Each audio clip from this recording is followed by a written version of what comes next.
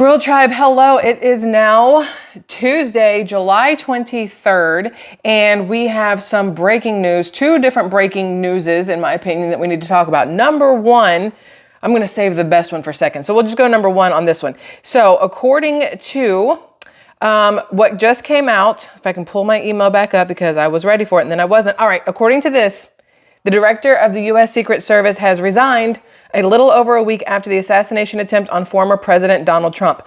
This is what came out. This is her quote, okay? Her speech or whatever. In light of recent events, it is with a heavy heart that I have made the difficult decision to step down as your director. As I stated in the hearing yesterday, because y'all know she had that hearing yesterday where they ate her up because, I mean, she was a moron the whole time. But she says, as I stated in the hearing yesterday, all of you are worthy of trust and confidence. You deserve the nation's support in carrying out our critical mission. One of my favorite things about this workforce is that the men and women are fiercely committed to our mission. Unlike her, fiercely committed to the mission, unless her mission was to get Donald Trump assassinated. And then she was definitely fiercely committed to that because everything she did was complete 180 of what any Secret Service person, let alone director, should have done on July 13th, 2024 in Butler, Pennsylvania. But that's not the point. So Kimberly Cheadle is done. She has left. I don't know if Pepsi, Doritos, whoever will take her back. Hopefully not at this point. I don't even know if Walmart would want her as a greeter. One, I don't think she reaches the age range. Two, I don't think they want her because obviously she doesn't know how to stop people from doing the wrong things. She would never be able to stop a theft if she can't stop a shooter that plenty of people told them was there. Anyway, the other big thing, y'all, I don't believe it. Let me just preface this with, until it happens, I don't believe it. But, you know, this is what they're saying. Breaking news, Joe Biden, to give speech on Wednesday. I don't know why they're waiting till tomorrow, but all right, okay. Biden to give speech Wednesday about his decision to end re-election campaign. People familiar with his plans say. Biden announced he would withdraw from the race in a letter to Americans on Sunday, promising he would speak to the nation later this week in more detail about my decision. Vice President Harris, having secured pledges of support from a majority of Democrat National Convention delegates to be the party's likely presidential nominee, is heading to the battleground state of Wisconsin for a rally on Tuesday, which is today. So that's where Kamala Harris will be. Now, other latest political updates, I just want to share these three headlines. This came out about 24 minutes ago. Biden, after dropping re-election bid, cancels political travel for week. Still has not rescheduled anything. We talked about this yesterday. I mean, they wiped his schedule clean, like got rid of everything. They did not reschedule anything. They did not move Kamala into any of his meetings. Nothing happened. Yesterday, what's his name? Netanyahu? I always mess his name up. Showed up on a plane at the airport with nobody to greet him. No Joe Biden, no Kamala Harris. And my thought was, well, where's good old Jill Biden? She loves being in front of a camera these days. She could have worn her $5,000 Vogue outfit and gone to the tarmac to meet this man. Nobody was there. Not a single person. That is not a good look, just so we're all fully aware. This next one came out a couple minutes ago. Harris condemns a shooting of Sonia Massey, an unarmed black woman. Whole entire video coming up about that after this. Make sure you guys check that out because OMG. And then about an hour ago, Trump says ABC not worthy of debate planned for September. Fully agree. Here's the thing. The debate in September is no longer going to be between Donald Trump and Joe Biden. In theory, it will be between Donald Trump and Kamala Harris. That is like debating a turtle. Like, it makes no sense. The woman has no brains. And this is not, you know, girl on girl hate. I have tried to watch Kamala Harris speak. I've tried to watch her say something. Literally nothing is said. Nothing. Tomorrow is today's yesterday, and yesterday's tomorrow is today's future. What did you just say to me? Like, I have no idea what this woman is talking about. Ukraine is a country. It's in Europe. Ukraine is its own country and blah, blah, blah. And they want her as the president of the United States. Okay, so when Trump says ABC not worthy of debate plan for September, I know he's talking about ABC, the network, but I'm pretty sure he also means Kamala Harris is not worth his time. I know J.D. Vance, who is Trump's pick for vice president. I know he's a little salty about the fact that he will not get to debate Kamala Harris because I know he was looking forward to just destroying her on stage. I don't know who he'll get to talk to. People are saying Pete booty plug, booty bee, whatever, Pete something. And then there's other names that have been thrown in. Hillary Clinton has been thrown in. Michelle Obama has been thrown in. Barack Obama's name has been thrown in as possible VP for Kamala Harris. And here's the thing.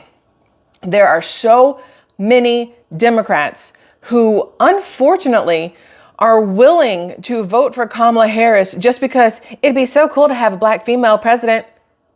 That's not a good reason to vote for anybody. I don't care who it is, because it would be cool. I'd like to have somebody in the office that I can trust with, I don't know, nuclear codes, or, the success of a country, or just somebody who could string together an entire sentence without sounding like an airhead. It doesn't make sense to me why anybody, anyway, I digress. But they're talking about maybe Barack Obama as a vice president. And listen, if this has been the plan since day one, because we all know this has been planned since day one, if this has been the plan since day one, to get Barack Obama back in, because you can only be a president for 2 terms, but you can be a vice president, and if something happens to the sitting president, you become president again.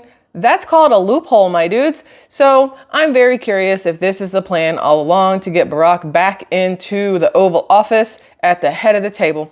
Anyway, so the other thing I wanted to mention to you is, besides the fact that I don't think Biden's going to show up tomorrow, because I don't think that was Biden at all. When Kamala Harris had her little live stream thing from Delaware yesterday, which was, according to what I could see, unplanned. Why was it unplanned and everybody was there if it was unplanned? Nobody really knew it was happening. It should have been plastered over every single news outlet humanly possible before it ever started. ABC, NBC, Fox News, CNN, MSNBC, everything should have had, coming up soon. Sorry, there's a piece of hair on my lip. Coming up soon, Kamala Harris speaks live, blah, blah, blah. And that did not happen. And for them to say that Biden called in, and you're telling me the news was not just literally ripping each other apart, trying to get to the front of this to be the first one to have this on their channel, or bullshit. Like, seriously. Then if you guys watched the whole thing with Kamala, whether you watched it or you watched the live stream my husband and I did on his channel, just type in Kevin247, it'll come up. The recording, see, even I did it. Kamala Harris is talking to Biden on this telephone call where he's called in. Why he didn't Zoom call, I don't know, but he telephoned in, right? One, did not sound like the man. Sounded like loose dentures and somebody trying to sound like Biden. But Kamala even said something along the lines, thanks for being on the and stopped herself, and then says the call. She was about to say recording because she knows that was not a live phone call from Biden. And I'm still sticking with what I say. And I believe it 100%. Now, what I find very interesting is that in all of this, Jill Biden, not a single sound, not a single squeak, nothing. And we know how much Jill Biden loves being in the forefront of everything. She wants to be first lady. She loves being first lady. And nothing at all since what, July 18th? Nothing? Not a peep? That's suspicious. Unless, of course, it's because she's sitting at home mourning the death of her husband. That makes perfect sense to me. Now, I wanted to mention this to you.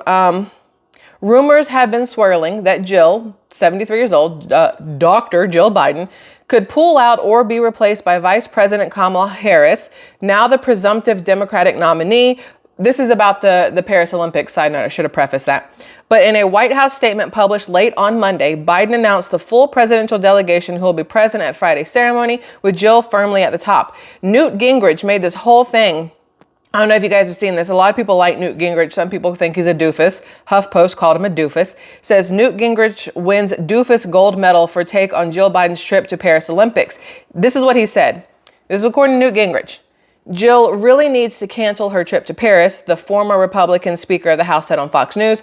There is no reason for her to take taxpayer money and go spend what will probably be several $1 million going to Paris now that her husband is no longer a candidate. And in my judgment, he should no longer be president.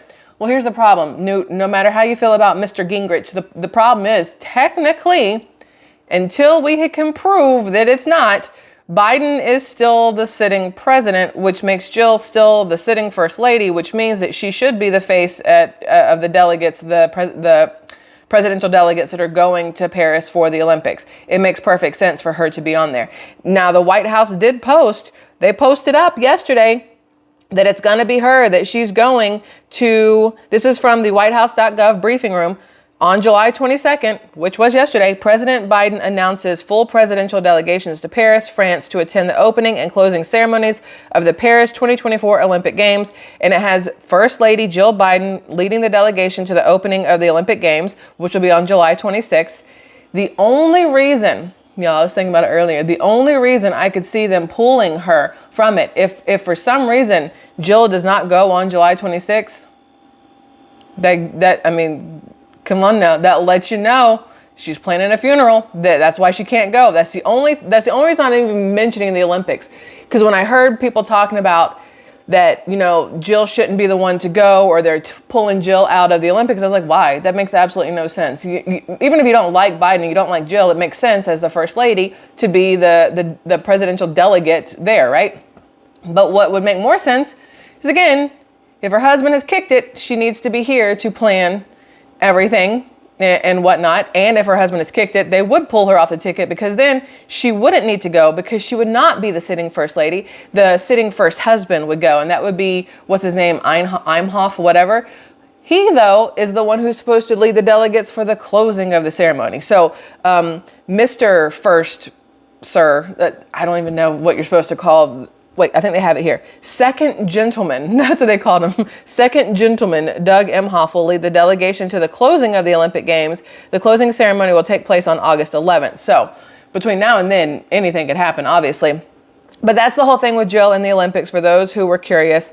But a lot has happened so far this morning. Look, I told my husband last night, we didn't go to bed till late, because I'm obsessed with X, Twitter, whatever right now, because so much is going on. And I want to know everything. Like, I have never really been, up until probably the last few years, really been that interested in politics. I was of the delusional mind frame of, well, whatever they say is what they say. Then, 2020 hit, and I was like, no, something feels wrong. I don't like this. This feels not good. So I started paying attention a lot more.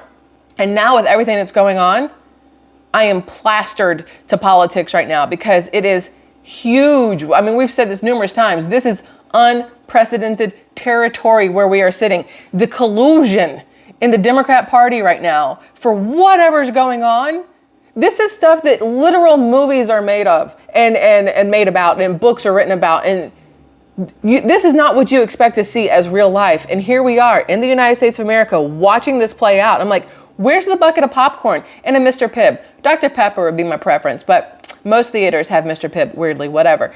But this is a bucket of popcorn type moment where you just have to sit there and watch this entire shit show play out, because it is mind-boggling how divided the Democrats are. Number one, you don't see the Republicans divided this way. You have Kamala Harris in her little speech yesterday talking about how to unite the Democrats.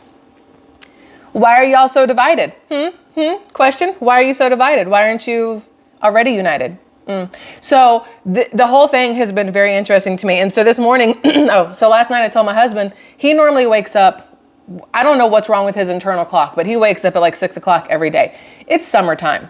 The kid is not in school. Our daughter is not in school. I don't have to get up at 6 or 6:30. So we've been staying up late and going to bed late, and I've been sleeping in longer. My body and my brain are like, ma'am, 8 hours or you're going to be awful to deal with. So no matter what time we go to bed, I try to get 7 to 8 hours. I find myself waking up at like 8:20, like clockwork every single day. But last night I said, whatever time you wake up, you better wake me up, because I need to be where everything is happening, because I have got to see what's going on. And sure as shit, here we go. You got Kimberly Cheadle finally backing out after yesterday she made it seem like she wasn't going to go anywhere, but maybe she got death threats. Who knows? Because she changed her mind real quick. And then you have this whole thing from Biden will be speaking on Wednesday. Why are we waiting?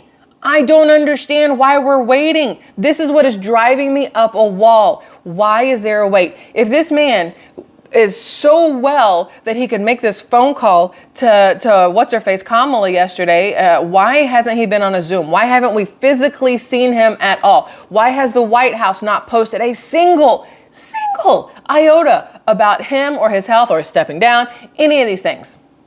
I have so many questions, and I'm keep searching for the answers. So I had to get up early. And I have more stuff to bring y'all, but we're already been here 15 minutes. I'm gonna let you go on this one. There's like 2 or 3 more coming, so make sure you guys hit that notification bell because you do not want to miss everything that's coming up. This is just weirdly exciting, and it feels wrong to say how exciting this whole situation is, but it's weirdly exciting, right? Right. Listen, Squirrel Tribe, I love y'all immensely, and I wanna know all your thoughts and opinions in the comments below. See you later, bye.